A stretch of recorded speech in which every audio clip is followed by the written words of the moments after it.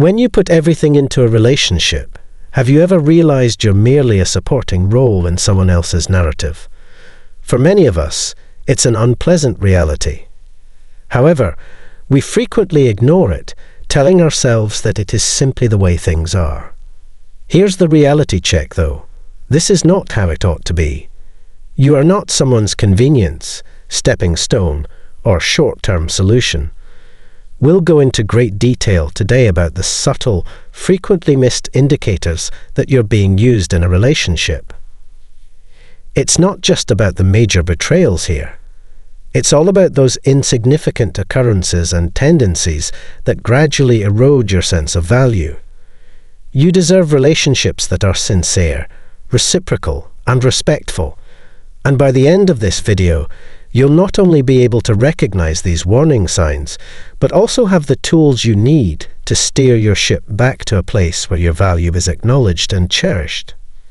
Together, let's uncover these hidden realities and make the initial move to change the way we view our relationships and ourselves. Please bear with me, as what you are about to discover may completely change the way you handle relationships. I implore you to hit the like button, forward this to someone who might benefit from it, and subscribe for more thought-provoking content before we get started. And never forget that seeing the entire film through to the end is essential to understanding everything and changing your life for the better. First signal: one-sided work was investigated. Most of us have experienced the phenomenon of one-sided effort in relationships, where we find ourselves in a position where we are always the giver, the supporter, the one who is always reaching out. When two people constantly put in more effort than one another, it can drain your emotions and make you feel undervalued. It feels like you're the only one rowing the boat and the other is just a passenger.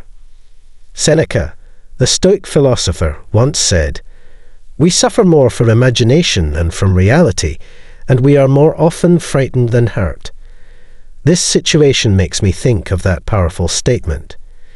Even though this imbalance is doing more harm than good to us, there are moments when we choose to ignore it out of fear of losing the relationship.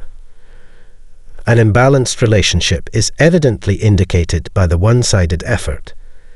The Roman emperor and Stoic philosopher Marcus Aurelius once said, "Never place a higher value on anything that would cause you to violate your word, lose your self-respect, hate, suspect, curse, act hypocritically, or have desires for things that need curtains and walls." This is especially important when thinking about how a one-sided relationship functions. It's wise to consider the worth of a relationship in your life if you find yourself sacrificing your morals, your self-respect, and your tranquility in order to keep it going. In these kinds of relationships, it's you who initiates communication, makes all the plans, and frequently finds reasons to justify the other person's indifference. Even though you're not truly alone, this ongoing imbalance of giving and receiving can cause animosity and a sense of isolation. We have one mouth and two ears, as the Greek philosopher Epictetus once observed, allowing us to listen twice as much as we speak.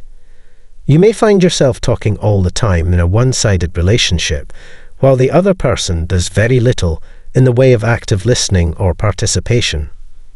This imbalance is acknowledged in the field of Western psychology as a possible cause of emotional distress. It's critical to keep in mind that reciprocity and mutual effort are necessary in a healthy relationship. A relationship that lacks this equilibrium may come across as burdensome rather than happy and supportive. It's critical to understand your value and reject relationships that make you feel inadequate and unappreciated. Your health and respect for yourself should always come first as you navigate these waters. One of the most important first steps toward happier, healthier relationships is realizing the problem of one-sided effort and finding solutions. Selective availability is the second signal. In relationships, selective availability is a clear indicator of strongly skewed dynamics in favor of one party. Many of us have experienced having a friend or loved one who is constantly willing to accept assistance, but infrequently able to provide it. This type of relationship is reminiscent of the observations made by the Stoic philosopher Seneca, who said that there is always room for kindness wherever there is a human being. But in the case of limited availability, it appears that this is a one-way street. This behavior is a reflection of a relationship in which reciprocity and true concern are subordinated to convenience. When someone only shows up when it's convenient for them, or when they stand to gain something from you, it suggests that they are not truly interested in you or truly committed. Leading proponent of Stoic philosophy, Marcus Aurelius famously said that what counts is how you respond to circumstances, not what happens to you. This viewpoint is especially helpful in this situation because it emphasizes how important it is to respond to selective availability. It all comes down to appreciating your worth and refusing to be viewed as less important than a choice. Emotional availability is just as important to selective availability as physical presence. It's obvious that something is off when you're the one who always lends a sympathetic ear or a shoulder to weep on, but can't seem to find the same support when you need it. Feelings of frustration and loneliness may result from this lack of reciprocity. It's similar to what Epictetus said: "We have one mouth and 2 ears, so we can listen twice as much as we speak." This saying holds true for both partners in a balanced relationship, but in partnerships where communication is restricted, you might always be the one listening. According to Western psychology, a mutually supportive social network is essential for happy relationships. Reciprocity is a fundamental idea in human social interactions and is necessary for the growth of emotional safety and trust.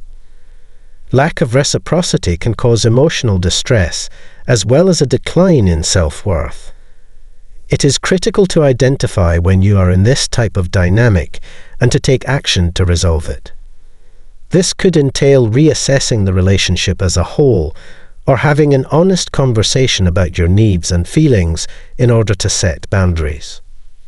As you maneuver through these difficult circumstances, keep in mind Marcus Aurelius' advice to be unlike him who performed the injustice. Put another way, seek out relationships that are more fulfilling and balanced, rather than responding with resentment or acting similarly unavailable. Third, indicate a lack of sincere curiosity. Being uninterested in a relationship is a serious problem that goes right to the core of what it means to connect with someone. A true friendship or relationship requires mutual interest in each other's lives, feelings, and experiences, as well as an essential two-way exchange. Aristotle might have perceived this as a failure to achieve the friendship of the good, as opposed to a relationship in which one person demonstrates little to no interest in the other's life. Where virtue and mutual appreciation are essential, this lack of sincere interest is frequently a telltale indication that the connection is more transactional than real. The Stoic philosopher Seneca may have addressed this imbalance by emphasizing the significance of mutual gain in all interactions. Mutual respect and benefit should be the foundation of a relationship, according to him, rather than just what one party can get from the other. Someone lacks empathy and disregards the essential elements of a meaningful relationship when they have no interest in your goals, struggles, or personal well-being. Plato, who possessed profound understanding of human nature, could have interpreted this as a failure to identify the best possible form of friendship. Real relationships, in his opinion, ought to demonstrate a greater level of mutual understanding and connection. The partnership shrinks to a shadow of its potential when this depth is absent. Furthermore, feelings of loneliness and insignificance can result from someone not showing genuine interest in their life. It runs counter to the fundamental human desire for understanding and connection, which Swiss psychiatrist Carl Jung highlighted in his theories.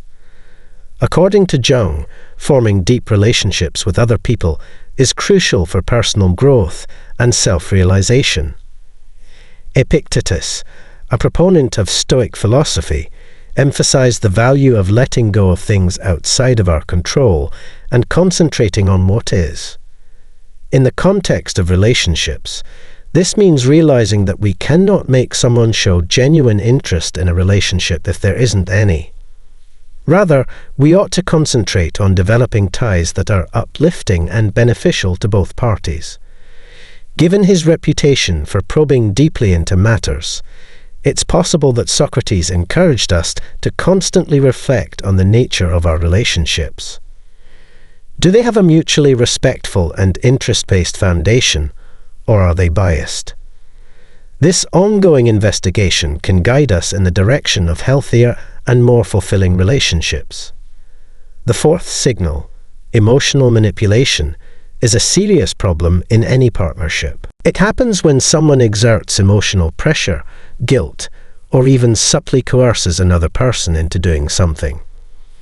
This type of manipulation is especially sneaky because it takes advantage of the victim's empathy and compassion, frequently leading the victim to doubt their own emotions and intentions. The Stoic philosophy, especially Epictetus's teachings, provides a prism through which to see this behavior. Epictetus taught that although we cannot control external events, we can control how we react to them. When it comes to emotional manipulation, this entails identifying the manipulative behavior for what it is and making the decision to neither let it control your behavior nor cause you to doubt your own value. Another Stoic philosopher, Marcus Aurelius, emphasized the significance of acting in line with one's own nature and reason. It's crucial to remain loyal to oneself in the face of emotional manipulation rather than allowing someone else's attempt to take advantage of your feelings. Aurelius may have counseled us to uphold our moral principles and prevent others from upsetting our inner tranquility. Seneca, an Aurelian contemporary, discussed mental tranquility frequently. He may have believed that emotional manipulation directly jeopardizes this peace of mind by upsetting our internal balance and clarity. According to him, preserving our emotional and mental equilibrium depends on our ability to identify and reject emotional manipulation. According to Western psychology, manipulating someone's emotions can have a serious detrimental impact on their mental health. Depression, anxiety, and low self-esteem can result from it. Psychology pioneer Carl Jung was a strong proponent of individuation, the process of comprehending and integrating one's own psyche. This entails identifying emotional manipulation and restating your own beliefs, feelings, and ideals in the face of it. This idea of phronesis, or common sense, is also pertinent in this context. It entails being able to deliberate about how to attain it, in addition to knowing what makes a good or deplorable state. When faced with emotional manipulation, practical wisdom would be recognizing it for what it is and knowing how to react or get out of the situation as best one can. It's possible that Plato saw emotional manipulation as a force that warps reality and truth, a corruption of the soul. He frequently discussed the concepts of justice and truth in his dialogues, and he probably believed that emotional manipulation ran counter to these principles. The fifth signal is a disrespect for limits. The disrespect for boundaries is the fifth indication that a relationship is troublesome. A circumstance where one side routinely goes beyond or disregards the boundaries established by the other. This disregard for one's own boundaries can take many forms, such as making erratic plans, expecting you to always be available, or ignoring your needs and preferences. This kind of behavior is damaging to the foundation of any healthy relationship, in addition to being disrespectful. Within the field of Stoic philosophy, Marcus Aurelius's teachings provide insightful understanding of this matter. Aurelius emphasized the value of having respect for both oneself and other people. He thought that every person has dignity, and that dignity should be respected in all of our interactions. From his point of view, it is incompatible with upholding your integrity and self-respect to let someone consistently cross your boundaries. Another Stoic philosopher, Seneca, discussed striking a balance between our obligations to others and our own survival. He would probably see the disdain for boundaries as an imbalance. Each person's time, space, and uniqueness should be respected in a healthy relationship. When these are consistently ignored, the partnership becomes damaging and one-sided. In such circumstances, Epictetus, who is renowned for his teachings on the mastery of one's own reactions and deeds, would counsel people to keep in mind that they have control over their boundaries and reactions. He would probably advise someone to set and enforce firm boundaries, emphasizing that although we have no control over other people's actions, we do have the power to respond appropriately and respect our own boundaries. According to Carl Jung, individuation entails comprehending and integrating one's many facets. An essential component of this process is defining and upholding one's boundaries. Consistent disregard for boundaries can impede personal development and result in feelings of dissatisfaction and identity loss. Boundaries are also related to Aristotle's idea of the golden mean, which is the ideal middle ground between two extremes. There should be a balance between firmness and flexibility in any relationship. An extreme that upsets this equilibrium and creates an unhealthy dynamic is total disrespect for boundaries. The sixth signal reveals the surface connection. Conversations and shared experiences hardly scratch the surface of what true connection entails in these situations, which are marked by interactions devoid of emotional depth and engagement. This kind of relationship is characterized by a persistent shallowness in which, despite spending a significant amount of time together, the parties are not genuinely acquainted on a more profound, meaningful level. Epictetus might address this from a Stoic point of view, stressing the value of sincere relationships in our lives. He thought that sincerity and the truth should be the cornerstones of our relationships. A relationship does not adhere to these Stoic principles of genuineness and deep connection when it stays surface level. Another Stoic philosopher, Marcus Aurelius, often discussed the depth of interpersonal relationships and the value of genuine companionship. He would probably see a passing acquaintance as a squandered chance to develop a relationship that fosters understanding and personal development. Aurelius might advise people to look for partnerships that are deeper than surface-level interactions, ones that test and benefit both sides equally. Seneca, renowned for his understanding of human nature, might interpret fleeting relationships as a sign of a lack of dedication to improving oneself and others.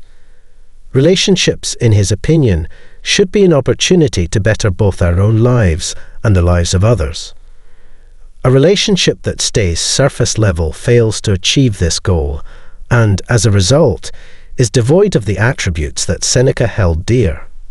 The highest kind of friendship, according to Aristotle, is one that is founded on the mutual appreciation of the virtues of the other person and is not just about pleasure or utility. This idea of friendship, which is based on virtue and mutual respect, contrasts with contemporary Western philosophy. Without this depth, superficial relationships do not satisfy Aristotle's definition of true friendship. Plato may have understood relationships that fall short of reaching the world of forms, his notion of the purest and most basic form of reality. According to Plato, a relationship is finite and unsatisfying if it doesn't make an effort to comprehend and connect with the genuine essence of the people involved. The Swiss psychiatrist Carl Jung placed a strong emphasis on the value of profound, significant relationships in his theory of individuation, or the process of self-realization. Jouton would probably view surface-level connections as impediments to reaching this self-realization because they don't permit the kind of in-depth interaction required for people to completely comprehend and integrate various facets of their personalities, according to subs by www.zeranger.co.uk. Seventh signal. Noticeable absence during difficult times. The seventh and most telling indication of a problematic relationship is the obvious absence during difficult times. True friendships and relationships are put to the test and proven during difficult times rather than convenient ones. When someone you view as a friend or partner consistently disappears from your life during difficult times, it often says volumes about how invested and committed they are to the relationship. Stoic philosophy provides important insights into this matter because of its emphasis on virtue, resiliency, and the nature of human relationships. Prominent Stoic philosopher Epictetus held that it is crucial to face adversity with grace and stoicism. But he also understood the importance of friendship and support in getting through difficult times in life. When Epictetus speaks of a friend's absence during difficult times, he may be reminding us that although we have no control over what other people do, we do have control over how we react, which may include reassessing the relationship and looking for support elsewhere. Given his reputation for contemplating life and duty, Marcus Aurelius would probably view a friend's absence during difficult times as a breach of the friendship's obligations. According to Aurelius, mutual understanding and support were the cornerstones of any successful relationship. The very values of mutual respect and empathy that he valued are contradicted when someone leaves you when you're at your most vulnerable. Another Stoic philosopher, Seneca, wrote a great deal about life's hardships and how friends can lessen our burdens. In hard times, he might see a friend's absence as a sign of a failing friendship, which he felt ought to be built on a foundation of understanding and support for one another. Seneca believes that suffering through adversity is a necessary part of life, but going through it alone when you have asked friends for help suggests that there isn't true concern and support in the relationship. From a Western philosophical standpoint, friendship, according to Aristotle, entails sharing values and mutual goodwill. A friend who isn't there for you when things get tough, in his opinion, doesn't qualify as a true friend. According to Aristotle, friendships that are motivated by practicality or enjoyment are shallower and less profound than those that are based on virtue. According to Plato, this absence might be interpreted as a sign of a friendship that falls short of the ideal, which is based on a closer understanding and bond between souls. According to Plato, true friends are those who stick by you and encourage you, especially when things get tough. Achieving personal growth and self-actualization requires meaningful connections, according to Carl Jung's research on the human psyche. A friend's absence during a trying time can be harmful to this process because it deprives people of the understanding and emotional support they need to overcome personal struggles. As we near the end of our journey together, keep in mind that the importance of your relationships is determined by their support and presence during the most trying times in life, not by how easy they are to spend time with. You should have relationships that are as real and profound as your own empathy and dedication. If the insights from today spoke to you, continue on your journey after this. The day is over now. Remember to give it a big thumbs up. To see our most recent material, share it and subscribe to the channel.